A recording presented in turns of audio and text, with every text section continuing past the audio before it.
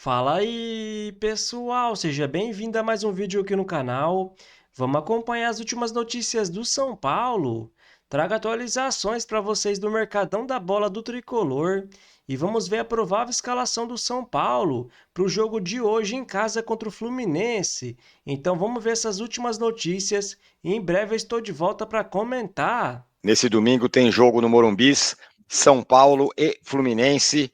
As últimas informações, 30 mil ingressos vendidos, a gente vai falar mais sobre isso ao longo da conversa aqui. E o São Paulo precisa da terceira vitória seguida para dar uma descolada de vez da turma lá de baixo e começar a pensar em Copas, em outras coisas. Vamos lá, Arnaldo, temos uma questão sobre o São Paulo. O time me parece que vai ser o mesmo do outro jogo. E no outro jogo, o que ficou ali mais evidente é que a lateral direita destoou do restante do time. Então, eu acho que essa é a situação, a lateral direita, é a questão dessa nova formação do Crespo, né, que agradou bastante nas 3 últimas partidas, empate Bragantino, vitória contra o Corinthians, vitória contra o Juventude, essa formação com 3 zagueiros, em que o Cédric não consegue contentar a todos, ou a quase ninguém, na ala direita. E o Cédric hoje é o único jogador a inscrição. Esse é lateral direito, né? No elenco do São Paulo. Depois da saída do Igor Vinícius, o São Paulo, além do Cédric, tem os garotos da base. O Mike da base é o que treina, voltou a treinar com os profissionais, mas não é, por enquanto, uma alternativa ao Cédric. E o que chamou atenção no jogo contra o Juventude é que quando o São Paulo precisava atacar, ganhar o jogo e tinha um problema na ala direita, o Crespo recorreu a uma improvisação. Sim. A entrada do Bobadilla no lugar do Cédric com a passagem do Rodriguinho para o meio campo, né? Entrou o Rodriguinho e saiu o Cédric e o Bobadilla foi para a lateral. O Rodriguinho acabou participando da jogada do gol, mas ficou claro que o Bobadilla faz muita falta no meio de campo e na lateral ele não é um jogador daquela característica, né? Então essa situação fica para o jogo do Fluminense, para os próximos jogos. Já começa a Copa do Brasil no meio da semana e o São Paulo tenta, nessa janela de transferência, com um pouco recurso que tem, contratar um lateral, né? O São Paulo só consegue contratar um lateral hoje do mercado nacional sem muito custo, ou do mercado internacional, como foi o Cédric, um jogador disponível sem clube, sem vínculo, né? É incrível, né, a falta de poder do São Paulo no mercado. As pessoas às vezes não se dão conta. O Mike do Palmeiras, um dos 3 laterais do Palmeiras, está indo para o Santos, lateral direito. Cairia muito bem no São Paulo como ala. O Santos acabou de contratar o Igor Vinícius. Então o Santos contratou um lateral do São Paulo e um do Palmeiras. O Santos tem muito mais poder no mercado atual que o São Paulo. É incrível, é assim que está tocando a banda esse ano. Então, eu acho que é um bom exemplo. Pensa, né? Porra, o Santos, time que veio da Série B, tem um monte de problemas financeiros, contratou na janela do meio do ano 2 laterais direitos. Um do São Paulo e um do Palmeiras. E o São Paulo não consegue contratar sequer um lateral. Lembrando, eu insisto, que o Cédric é praticamente uma anomalia, né, do mercado. Né? Ele estava sem atuar há muito tempo. Aí o empresário Juliano Bertolucci pediu para ele treinar lá Sabino, no São Paulo, para recuperar a forma. Ele foi bem no início e acabou sendo contratado, renovaram o contrato. Mas no início do ano também não tinha nem o Cédric, né? O Moreira já tinha ido para o Porto e tudo mais, o Rafinha tinha parado. E o São Paulo é o problemão do São Paulo, é a lateral direita, assim, não só para o jogo do Fluminense, como para esse início aí de frente tripla que o São Paulo vai ter a partir dessa semana. O Mike foi ao menos relacionado ou não? Não, ainda não. Está recuperando. Na verdade, o São Paulo não divulga a lista de relacionados, né? O treino do São Paulo para o jogo do Fluminense foi um treino único. Outra situação que eu não me conformo, né? Aí o intervalo do jogo do São Paulo para o Juventude, para o São Paulo e o Fluminense é ridículo. Então o São Paulo fez um treino no sábado à tarde, reuniu a turma, os jogadores se atuaram em Caxias correndo em volta do campo de tênis. Então o São Paulo não treinou para jogar contra o Fluminense, literalmente. Nem aquele treino de bola parada.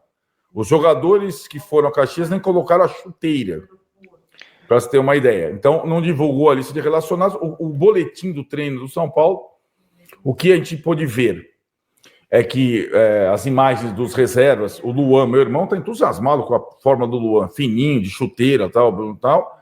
E o Lucas Moura e o Luca, moleque, treinando no campo com a fisioterapia, e o Luiz Gustavo participando das atividades com os demais, ainda sem choque, sem contato, ele que se recupera da embolia pulmonar.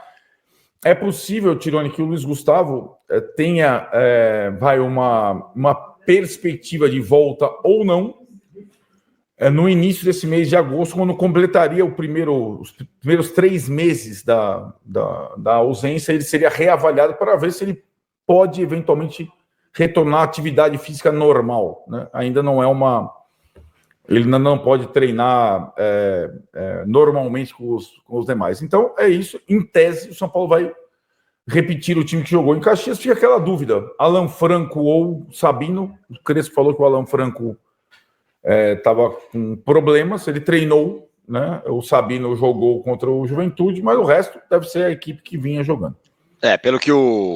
Pelo que o Crespo falou na coletiva do outro jogo, o Alan Franco estava poupado porque estava com dores, né? Mas aí ele falou, não, se a gente usou o Alan Franco hoje, não usaria no fim de semana. Então é possível, se tudo correu bem, que volte o Alan Franco, e aí talvez o Sabino contra o Fluminense, contra o Atlético Paranaense pela Copa do Brasil, que é quinta-feira só. Mas enfim, pode ser.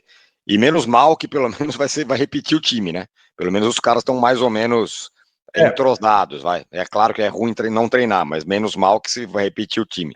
A última vez que a gente tinha essa expectativa era no jogo com o Corinthians, ia repetir o time. Aí o Enzo Dias machucou, exatamente. Passou mal no aquecimento e o Oscar machucou com 10 minutos de jogo, né? Mas seria o mesmo time do jogo do Bragantino, por exemplo. Né? Bom, e o Fluminense, hein? Vem como? Bom, o Fluminense vem de 3 derrotas, né? As 3 derrotas pós-mundial para os principais times do brasileiro. Perdeu para o Cruzeiro, para o Flamengo e para o Palmeiras. Perdeu o Palmeiras de virada no meio de semana, num jogo até que jogou melhor, mas o fato é que zerou depois do Mundial, depois que perdeu o Arias, né? Vendido ao futebol inglês. Para esse jogo, ele tem um desfalque novo, que é o zagueirão lá, o Inácio, que se machucou contra o Palmeiras, e aí o Thiago Silva vai jogar. Contra o Palmeiras, o Thiago Silva começou no banco para ser preservado, então já indica que aquele esquema com 3 zagueiros do Mundial, com a lesão do Inácio, dificilmente será utilizado. Ou o Renato, se quiser utilizar os 3 zagueiros e espelhar o São Paulo, ele fez isso várias vezes no Mundial, hein, contra time que jogava com 3 zagueiros. Pode ser que ele faça. Aí, com uma improvisação, o Thiago Santos, que já jogou muitas vezes com o zagueiro, aquele volante que foi do Grêmio, do Palmeiras, jogando como um terceiro zagueiro. Eu acho bem possível que o Renato volte aos 3 zagueiros, mesmo sem o Inácio, contra o São Paulo.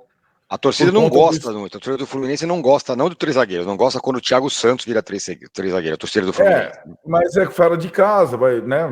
Fora de casa, o São Paulo joga com 3 zagueiros, com 2 atacantes, é bem possível. Eu tô imaginando. Não, eu quis dizer assim, não que ela não gosta de 3 zagueiros, que aliás funcionou no Mundial. Ela não gosta de 3 zagueiros considerando o Thiago Santos zagueiro. É que agora sem o Inácio seria a única possibilidade, né? Ignácio, né?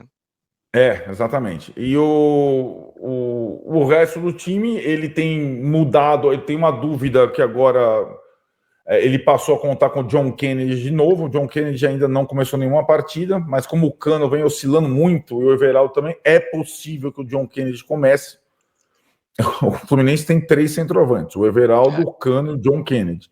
Sim. E o Sotel tem virado titular depois da saída do Arias. O Ganso voltou também, ainda não como titular, mas voltou a jogar depois de um bom tempo. Então o Fluminense tem algumas alternativas para mudar, se o Renato quiser, para o jogo com o São Paulo, né? Quero falar agora sobre o São Paulo, que torce muito para que o atacante Antony seja negociado com o clube saudita. Ele tem 2 ofertas de gigantes da Arábia Saudita, além de ter sido sondado nos últimos dias pelo Botafogo. O Antony já descartou qualquer possibilidade de voltar ao futebol brasileiro nesse momento. Então, a maior possibilidade para o atacante que pertence ao Manchester United é de jogar na Arábia Saudita. E por lá, dizem que a operação pode girar na casa dos 60 milhões de euros. Vale a lembrança de que o Manchester United havia o comprado do Ajax por 100 milhões de euros.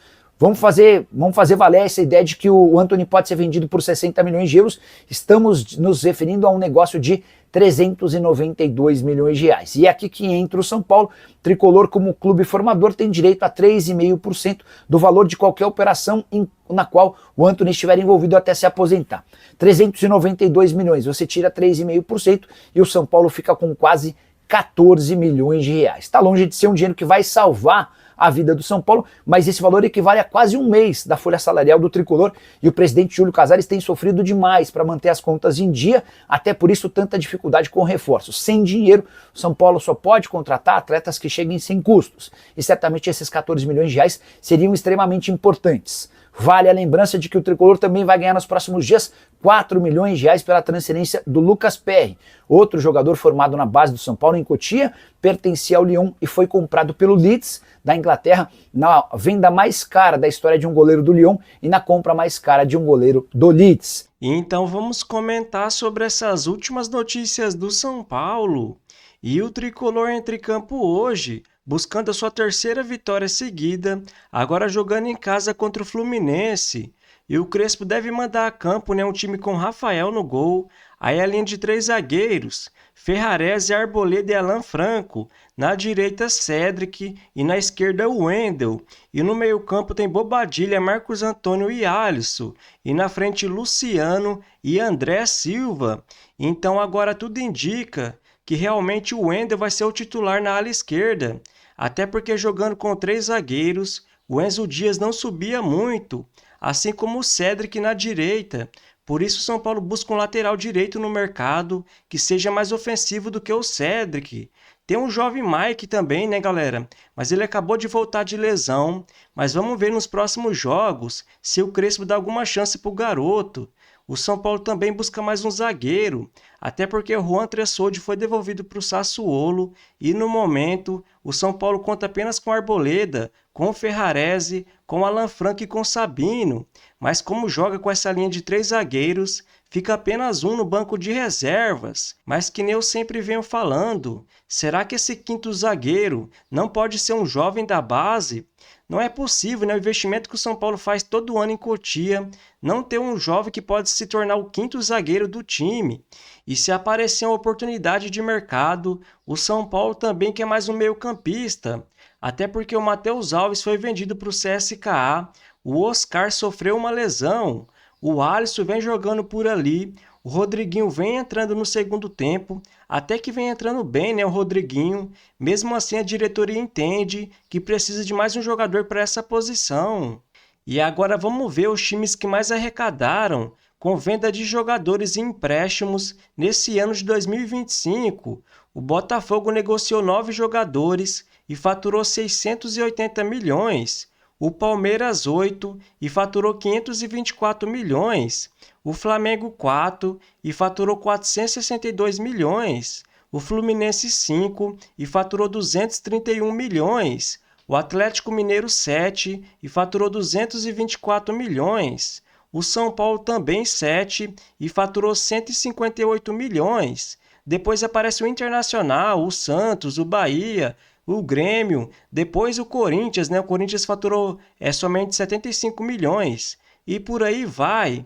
Então o São Paulo bateu a meta de vendas do ano, que era 155 milhões. Então se continuar dessa forma, né, galera? E o São Paulo terminar bem o Campeonato Brasileiro, bem colocado, deve fechar o ano com superávit. Até porque no ano passado, o São Paulo ficou no prejuízo de quase 300 milhões de reais. Então vamos aproveitar e vamos ver a lista também das maiores médias de público desse ano de 2025. O Flamengo aparece em primeiro, com 43 mil pessoas por jogo. Em segundo, o Corinthians, com 42 mil. Em terceiro, São Paulo, com 34 mil. Em quarto, Bahia, com 32 mil. Em quinto, Cruzeiro, com 32 mil também. Em sexto, Palmeiras, com 31 mil. Em sétimo, Internacional, com 27 mil. E por aí vai. Em oitavo, Ceará. Em nono, Grêmio. Em décimo, Atlético Mineiro. Em 11º, Fluminense. E uma surpresa, em 12º, aparece o Santa Cruz, à frente do Fortaleza e do Vasco da Gama. Mas agora tudo indica, com a Libertadores, com a Copa do Brasil, o São Paulo deve aumentar essa média de público. E após essa partida em casa, contra o Fluminense, o São Paulo volta a campo nesta quinta-feira, dia 31, agora jogando em casa contra o Atlético Paranaense, pelo primeiro jogo das oitavas de final da Copa do Brasil.